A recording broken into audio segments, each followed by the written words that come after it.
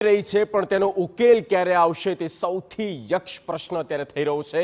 પણ જ્યારે મહીસાગરની વાત કરી રહ્યા છે ત્યારે મહીસાગર જિલ્લાના લુણાવાડા તાલુકાના એ 3 ગામમાં ખેતીને નુકસાન થયું છે। સૌથી પહેલા આપણે ગ્રાફિક્સ થ્રુ તમામ વિગતો સમજાવી રહ્યા છે।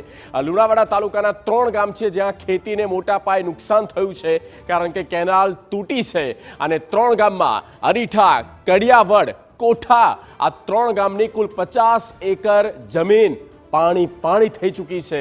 આ ઉપરાંત વાત કરવામાં આવે ખેડૂતોની મહેનત પર પાણી ફરી વળ્યું છે અને ખેડૂતોને જે મહેનતાણું મળવું જોઈએ એટલે કે તેમના પરિશ્રમની જે પડતર તેમને મળવી જોઈએ તે પણ નથી મળી રહી। તે પણ એક કઠિનાઈ છે ખેડૂતોની, એ કમનસીબી છે।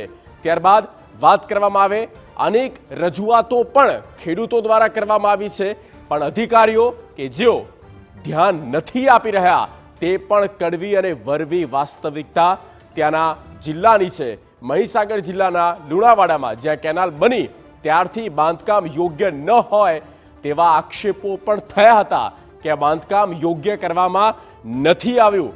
કેનાલમાંથી નીકળતી પેટા કેનાલમાં બોગસ કામગીરી કરી હોવાના પણ આરોપ લાગ્યા છે અને ખેડૂતોને કેનાલના પાપે યોગ્ય ભાવ પણ નથી મળી રહ્યા।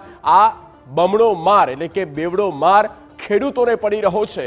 કેનાલ વર્ષો પહેલા બનાવી અને હવે ખરેખર આ કેનાલમાં સમારકામની તાતી જરૂરિયાત છે। આ તમામ હકીકતો અત્યારે સામે આવી રહી છે।